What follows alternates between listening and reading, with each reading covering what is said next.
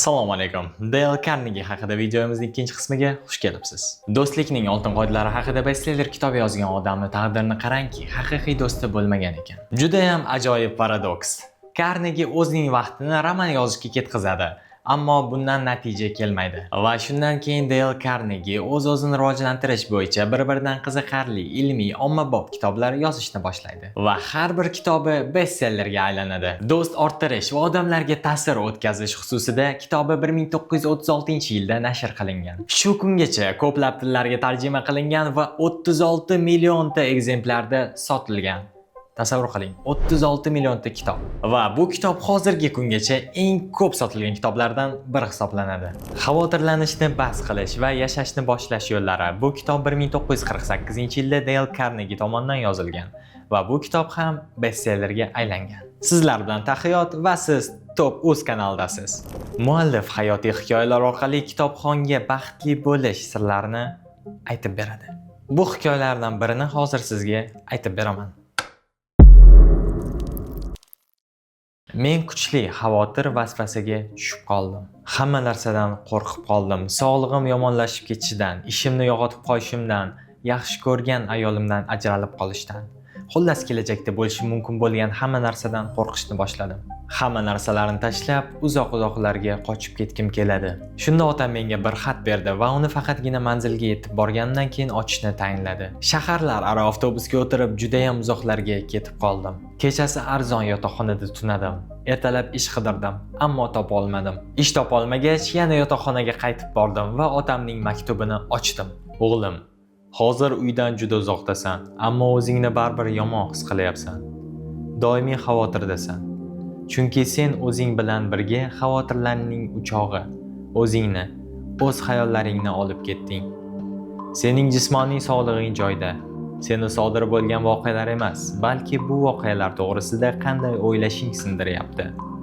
Chunki bizning hayotimiz, biz hayot haqida qanday o'ylashimizdir. O'ylashingni o'zgartirishing bilan hayoting o'zgaradi.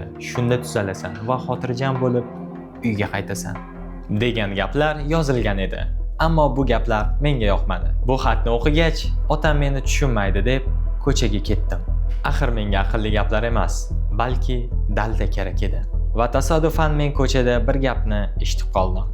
O'z ruhini boshqara olgan odam butun boshli shaharni yenggandan kuchliroqdir.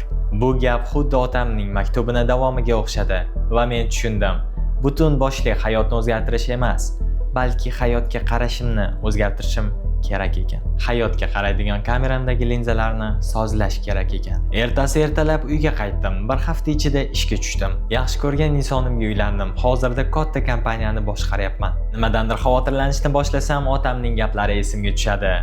Yana kameramni linzalarini sozlab, xotirjam yashashni davom ettiraman. Va bu voqea ham Dale Carnegie kitobidan. Baxt sotuvchisi nomini olgan qahramonimiz yana ko'plab qiziqarli kitoblar yozadi va bu jarayonda Dale Carnegie o'zidan oldin yashab o'tgan oratorlar va psixologlarning asarlarini hijjalab o'rganadi va o'z davrining turli odamlari haqida ma'lumotlar yig'adi. Hatto shu bilimlar asosida institut, effektiv notiqlik san'ati va insoniy munosabatlar institutini tashkil qiladi. Shaxsiy hayotda katta muammolarga duch kelgan Carnegie 2 marta oila quradi. Do'st va do'stlar orttirish bo'yicha katta ilm sohibi negadir shu ilmlardan foydalana olmaydi. Hayotning so'nggi yillarida do'stlarisiz, yaqinlarisiz, yolg'iz o'zi og'ir kasallik tufayli 1-noyabr 1955-yilda bu olamdan ko'z yumadi.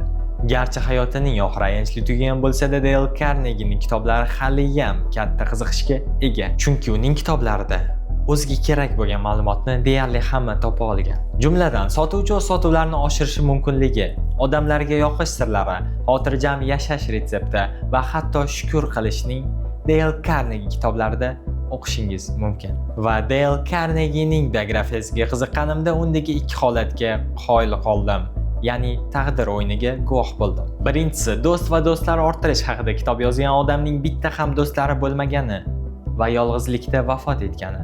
Va ikkinchisi esa uning familiyasi bilan bog'liq bo'lgan holat. 20-asr boshlarida Amerikada Andrew Carnegie degan boy yashagan edi. Dale Carnegie'ning qarindoshi emas, faqatgina zamondoshi edi. Andrew Carnegie metal magnati, o'z vaqtida eng boylardan biri. hozirgi paytni Elon Musk edi. Shu mashhur familiyadoshini Dale Carnegie o'z kitoblarida ko'p marta tilga olgan. Hatto o'z familiyasidagi bir nechta harfni o'zgartiradi, unikiga o'xshash uchun. Bu narsa Dale Carnegie tezroq mashhur bo'lishiga kerak bo'lgan piarlardan biri edi. Ammo taqdir hazilni qarangki, Andrew Carnegie kimligini menimcha hech kim bilmaydi. Dale Carnegiening kitoblari esa haligacha juda ham mashhurlikka ega. Xullas, hayot shunaqa, taqdirlar shu qadar qiziqarli va bizning videomiz o'z nihoyasiga yetdi. Sizlar bilan Taqiyot bo'ldi. Siz Topuz kanaldasiz. Videoga like bosib, obuna bo'lishni unutmang. Keyingi videoda ko'rishguncha, xayr.